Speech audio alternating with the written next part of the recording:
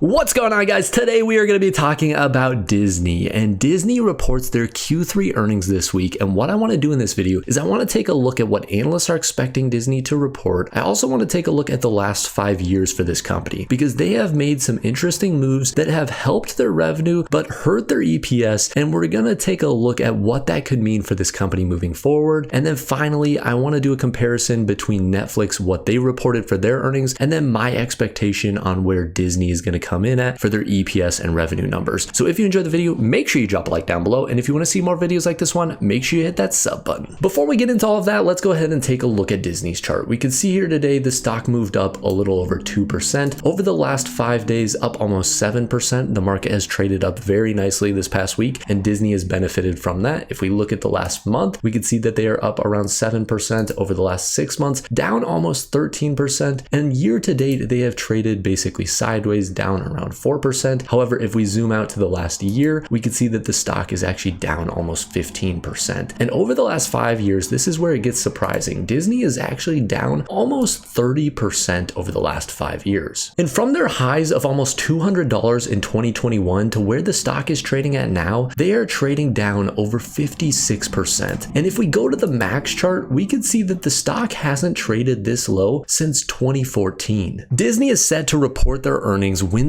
November 8th after hours, and analysts are expecting EPS to come in at 71 cents and revenue to come in at $21.4 billion. And if we look at what they reported a year ago, we can see that they came in with 30 cents of EPS and $20.15 billion of revenue. On Yahoo Finance, the analysts have slightly different projections. We can see that the average EPS estimate comes in at 68 cents. We have a low of 58 cents and a high of 82 cents. In terms of revenue, they are projecting around $20.13 billion, which would be down slightly year over year. One thing I like to pay a little attention to is how well Disney compares to analyst expectations. We can see that a year ago, they missed EPS numbers by 45%. However, the following quarter, they came in and actually beat expectations by around 27%. But over the last 2 quarters, it has been 0% and then 8.4%. Disney over the last 5 years has done a very good job of growing their revenue. We can see that back in 2018, they were bringing around $60 billion of revenue, and that has grown all the way up to around $87 billion of trailing 12-month revenue. It is important to note that over the last year or so, we have seen growth slow down in a significant way. In 2021 and 2022, they were growing anywhere from 23 to 45% year over year in terms of their revenue numbers. However, over the last couple of quarters, we have seen numbers come in anywhere from 3.8% all the way up to 13%. In my opinion, EPS numbers are far more important than revenue numbers this quarter, and that has to do with investors and their worry about the economy. Companies that are profitable and continue to maintain profitability are going to be seen as more desirable than companies that are not profitable or struggling to break a profit. And for Disney, we can see that analysts have an average EPS estimate of $3.47 for this current year, and they have a low estimate of $3.36 and a high estimate of $3.60. There's only 1 quarter left to round out these 2023 numbers, so what I am more interested in is looking at 2024, and we can see that the average EPS estimate for 2024 is $4.49, a low of $3.66, and a high of $5.27. What stands out to me most when I'm looking at these numbers is, again, the range that we see from the low estimate all the way up to the high estimate. We have $3.66 all the way up to $5.30. So there is over $1 difference between the low EPS estimate and the high EPS estimate. And in my opinion, this large range of EPS estimates really speaks to the uncertainty around Disney's business model. We could see that back in 2017, they were bringing in around $5.69 of trailing 12-month EPS. However, over the last couple of years, we have seen those EPS numbers range anywhere from $1.09 all the way up to $2.25. I've gone over this change before that happened in 2019 to Disney's business model and how it really affected some of their earnings per share numbers, but let's take a look at it again quick. So in 2019, they were bringing in almost $9 of trailing 12-month EPS. However, by the start of 2020, which keep in mind, this is before the pandemic, they were only bringing in $2.64. And part of the reason for this drastic fall in EPS numbers has to do with their shares outstanding. We could see that in 2018, they had around 1.5 billion shares outstanding. However, by the start of 2020, they had around 1.8 billion shares outstanding, which which is almost a 22% increase year over year. And all of that increase in shares outstanding comes from the acquisition of 21st Century Fox, which happened in March of 2019, where they issued around 300 million additional shares of Disney. Personally, I never really liked this acquisition of 21st Century Fox because I didn't think it added a whole lot to Disney's business model. However, it went through and this resulted in a large increase in shares outstanding. And obviously a lot of other things have affected Disney's business model over the last couple of years. We had the whole pandemic, which caused them to shut down a lot of their parks, and that has really had a bad effect on their brick and mortar businesses as well as inflation. However, one shining light for Disney is Disney Plus, and this is something that I think a lot of people are excited about when it comes to Disney stock. And a lot of that excitement has come around the fact that Disney has caught up to Netflix in terms of their total subscriber count. We can see that that is made up of Disney Plus, Hulu, and ESPN Plus, and they are sitting around 221 million subscribers, where Netflix is sitting around 220 million subscribers. And where Disney is down almost 15% over the last year, we can see that Netflix is up over 65% over the last year. And Netflix reported very solid numbers for their Q3. We could see that analysts were expecting $3.48, however they reported $3.73, which was over a 7% beat, and in terms of revenue they came in line with $8.54 billion.